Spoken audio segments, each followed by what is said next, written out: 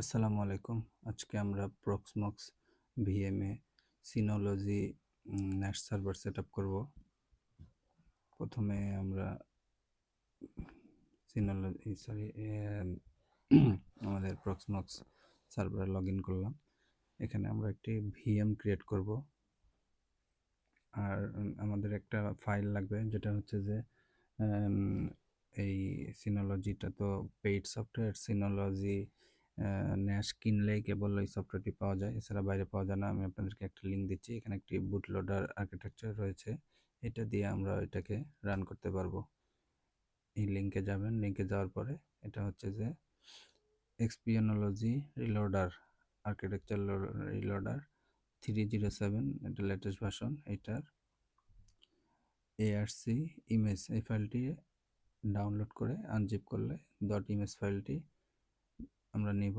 নেওয়ার পরে আমি এটাকে দেখেন আমার লোকাল হার্ড ডিস্কে ইমেজ কালেকশন এটা অলরেডি আপলোড করেছি, এখানে থেকে আপনারা আপলোড দিয়ে নেবেন। আমি এটা আপলোড দিয়েছি, এটা হচ্ছে 1.94 GB।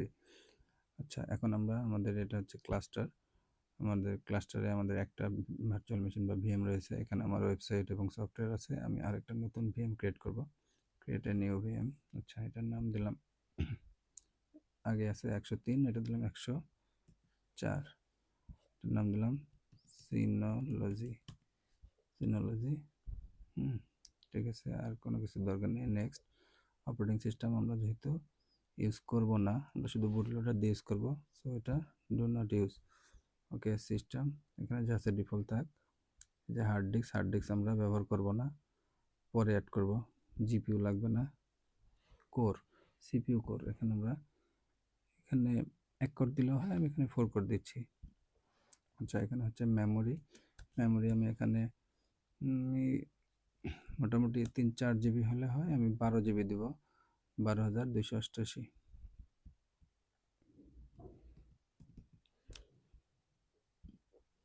তারপরে এখানে ইন্টারনেটের ব্রিজ যা পাইছে। ওকে, ফিনিশ। আচ্ছা, ফিনিশ করার পরে আমি দেখেন আমার মেইন ক্লাস্টারের শেলে ঢুকে আছে। হ্যাঁ, এটা আমার মেইন ক্লাস্টার। আর এটা হচ্ছে যে নতুন ভিএম 104, এটা আমি এখনো স্টার্ট দেইনি। হ্যাঁ, এখন এই যেহেতু আমি লোকাল ফোল্ডারে রেখেছি, এটাতে কোনো অপারেটিং সিস্টেম নাই, সো এখানে এর ভিতরে কোনো কমান্ড কাজ করবে না, যার কারণে আমার মেইন ক্লাস্টারে যে শেলে যে আমার ওই যে ফাইলটা, এটা আমি ইম্পোর্ট করব। দেখেন এই যে arc.image লোকাল ভিএমে আমি এটা ইম্পোর্ট করব, এই ফোল্ডারে আছে এটা। হ্যাঁ, এই ফোল্ডার থেকে লোকাল ভিএমে এই যে 104 নম্বর ভিএমে আমি এটা ইম্পোর্ট করব। এই কমান্ডটা আমি ডিসক্রিপশনে দিয়ে দেবো, আপনারা এখান থেকে ইউজ করতে পারেন। এন্টার দিলাম, দেখেন বুটলোডারটা অলরেডি আমাদের এই 104 নম্বরে চলে গেছে। আমরা যখন এখানে যাব, যে হার্ডওয়্যারে দেখব কি কি আছে, দেখেন এই যে আনঅ্যালোকেটেড, হ্যাঁ, এটি হচ্ছে যে আনইউজড ডিস্ক 0, এটাই হচ্ছে আমার সেই ডিস্ক। এখানে ডবল ক্লিক করে এই যে বুট, যেটা মেইন বুট লেটার, এটা অবশ্যই ছাতা হবে সিনোলজি, তাছাড়া কিন্তু বুট করবে না। মোটামুটি বেশিরভাগ ভার্সনের জন্যই ছাতা প্রয়োজন, তার জন্য আমরা এটাকে ছাতা করলাম। ঠিক আছে, ওকে। আর হচ্ছে যে এখানে সিডি রোমের আমাদের কোনো প্রয়োজন নেই, সিডি রোমটা রিমুভ করে দিচ্ছি। আর ফাইল রাখার জন্যে এটা যেহেতু হার্ড ডিস্কটা হচ্ছে এখানে বুটলোডারটা 1852 মেগাবাইট, এটা আলাদা একটা, আমরা যেমন উইন্ডোজ ইউএফআই বুট করি বা ম্যাক, ওরকম এটা একটা আলাদা পার্টিশন। আমরা এখন হার্ড ডিস্কটা অ্যাড করব। এখানে হার্ড ডিস্কটা আপনি ছাতা বা এসসি মোডে রান করতে পারেন, কোনো সমস্যা নেই। যেহেতু আমার এনভিএমই, সেই জন্য আমি এসসি মোড নিলাম। এখানে হচ্ছে স্টোরেজ, দেখেন আমার এখানে দুইটা হার্ড ডিস্ক আছে, একটা 120 জিবির আছে, আর একটা এটা হচ্ছে এনভিএমই 151 জিবির। এখানে 70 জিবি ফাঁকা আছে, এই 70 জিবি থেকে আমি এখানে 50 জিবি অ্যালোকেটেড করে দিলাম। আর এখানে যদি ক্যাশ করতে চান, তাহলে রাইট ব্যাক দিলে ক্যাশ করবে, ফাস্ট হবে আর কি। ওকে, নেক্সট। তাহলে আমাদের এখানে দুইটা হার্ড ডিস্ক থাকলো, একটা হচ্ছে বুটলোডার আর নিচেরটা হচ্ছে ইউজ করার জন্য হার্ড ডিস্ক। এখন এখান থেকে অপশনে যে আমাদেরকে বুট অর্ডারটা ঠিক করতে হবে। আচ্ছা, এখানে একটু রিলোড দিই। আচ্ছা, রিলোড দেওয়ার পরে অপশনে গেলাম, যাওয়ার পরে বুট অর্ডারে গেলে দেখেন সবার প্রথমে আছে হচ্ছে নেট ইন্টারনেট লাইন এটা সবার নিচে আনেন, এটার কোনো প্রয়োজন নাই। প্রয়োজন আছে কিন্তু মানে ফার্স্ট বুটের প্রয়োজন নেই। ফার্স্ট বুটে যেটা দরকার এই যে এটা, হ্যাঁ, বুট। আর সেকেন্ড বুটে আছে ডাটা স্টোরেজ করার জন্য হার্ড ডিস্ক। আচ্ছা, এগুলো বুট করার দরকার নাই, বুট করবে শুধু এই একটা ফার্স্ট বুট। ওকে, মোটামুটি আমাদের ভিএম রেডি। এখন আমরা স্টার্ট দিতে পারি এখান থেকে, অথবা কনসোলে যায় এখান থেকে স্টার্ট দিতে পারি। এখন আমাদের সেটআপ স্ক্রিন চলে আসবে, দেখেন লোড করেছে। এটাকে চাইলে বড় করে দেখার জন্য এখানে আপনার যে এখান থেকে বড় করে দেখতে পারেন, এখানে ক্লিক দিয়ে সেটিং থেকে এখানে লোকাল করে নিলে স্ক্রিনটা আরো বড় হবে। লোকালটাই মোটামুটি বড়, লোকালটাই রাখলাম। আচ্ছা, লোড হচ্ছে। এখন বলতেছে যে চুজ মডেল, একটা মডেল চুজ করতে হবে। এখান থেকে আমরা মোটামুটি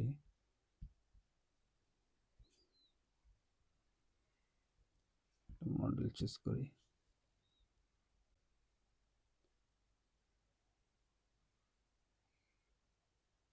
এটা ভালো, এটাতে এসএসডি সাপোর্ট আছে, আমরা এই মডেলটা ইউজ করলাম। এন্টার। তারপর বলছে যে ডিএসএম কনভার্সন ইউজ করতে আমরা 7.2 অথবা 7.3 ব্যবহার করতে পারি। আচ্ছা, 7.22 এটা দিই। ওকে, এখন এটা একটা প্যাচিং হবে, মানে ক্র্যাক হবে আর কি।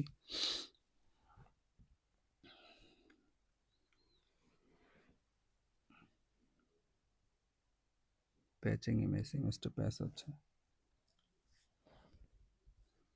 Patching successfully, booting DSM.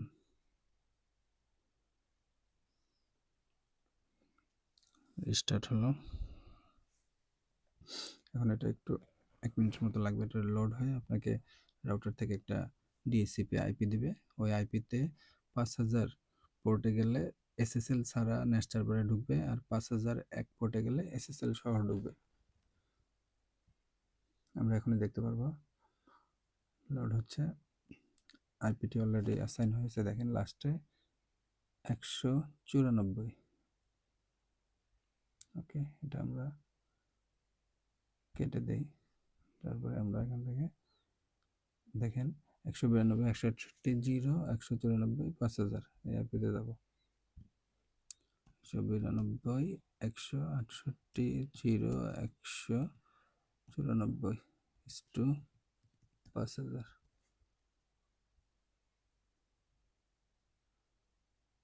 194 না, শুধু 94, 192, 168, 194, অথবা findsynology.com এটাতে গেলেও কিন্তু হবে।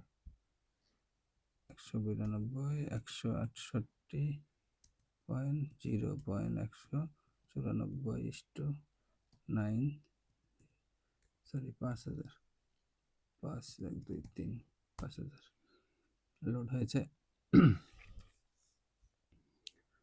এই যে মডেলটি আসছে, এই মডেলটা আমরা ইনস্টল করব।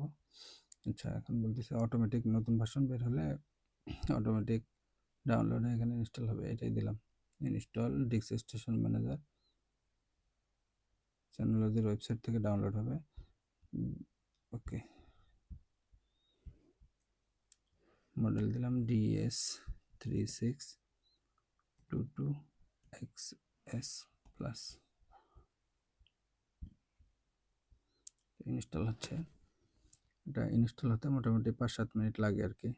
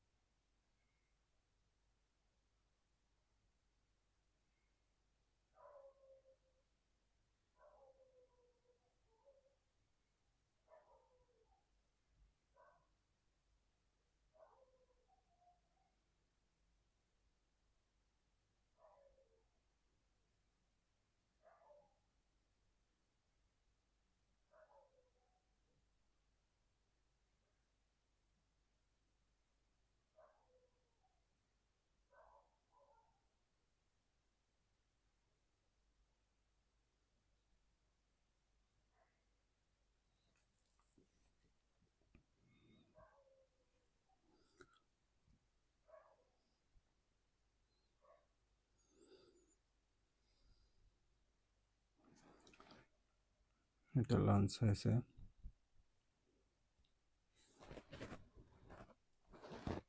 এখন বেসিক কিছু টুইক সেটিং করতে হবে, তাহলে মোটামুটি আমাদের সিনোলজি নেক্সট সার্ভারটি রেডি হয়ে যাবে।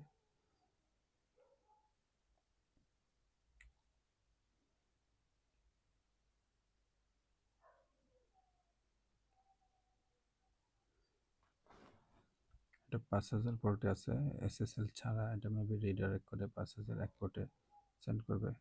আচ্ছা, স্টার্ট সার্ভার নেম আমরা দিলাম সার্ভার বিডি নেস, সার্ভার বিডি নেস। এখানে ইউজার নেম আপনি আপনার নাম দিতে পারেন, আপনার পাসওয়ার্ড।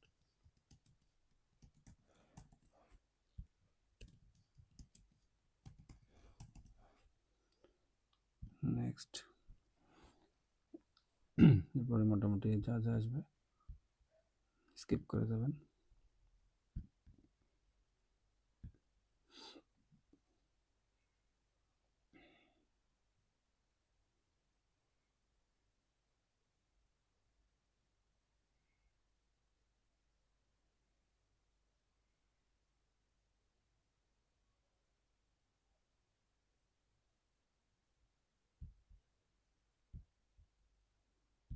পোর্ট চেঞ্জ হয়ে 5000 এক হয়েছে, যার কারণে এসএসএল।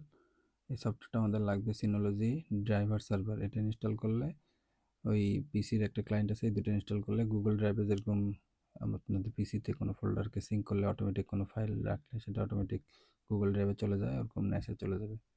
এটা চাইলে আপনারা পরে সেট আপ করে নেবেন। ওকে, মোটামুটি বেসিক সেট আপ কমপ্লিট। এখন শুধু একটা এক্সট্রা ডিস্ক আমরা অ্যাড করছিলাম 50 জিবি, এটাকে ফরম্যাট দিব, দিয়ে অ্যাড করব। আমি যেহেতু কোনো রেড করতেছি না, আমার একটা হার্ড ডিস্ক, সো বেসিক এই যে সেই ডিস্কটা আসছে 50 জিবির। 50 জিবি পুরো পাবো না আমরা, 39 জিবি। ডিস্ক চেক করার দরকার নেই, ডিস্ক আমার ঠিক আছে, ম্যাক্সিমাম 39 জিবি ইউজ করতে পারবো। ওকে, যে ফরম্যাট আছে ওইটাই থাকবে ডিফল্ট, ইনক্রিপ্ট করার দরকার নেই, বাস নেক্সট অ্যাপ্লাই। ওকে,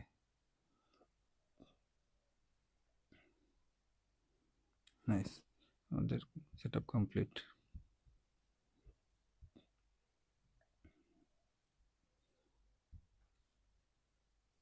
এখন আমরা যে admin panel, control centre, info, এই মোটামুটি আমরা এখান থেকে চাইলে লগ আউট করে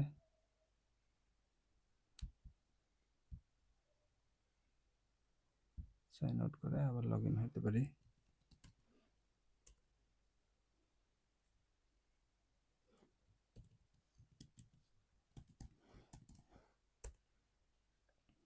একদম প্রিমিয়াম ন্যাশের মতো এটাকে খুব সুন্দরভাবে ইউজ করা যায়। এখানে আমাদের একটা ফোল্ডার বানাতে হবে, S1 দিলাম আমি, যেটা একটা hard disk. Skip skip skip যা আছে, নেক্সট নেক্সট। এখন এই হার্ড ডিস্কটা জুয়েল রিড রাইট করতে পারবে, অ্যাডমিন রিড রাইট করতে পারবে, আর গেস্ট শুধু নো অ্যাক্সেস দিবেন, দিয়ে অ্যাপ্লাই। ব্যাস, এটা মোটামুটি রেডি। File server FTP.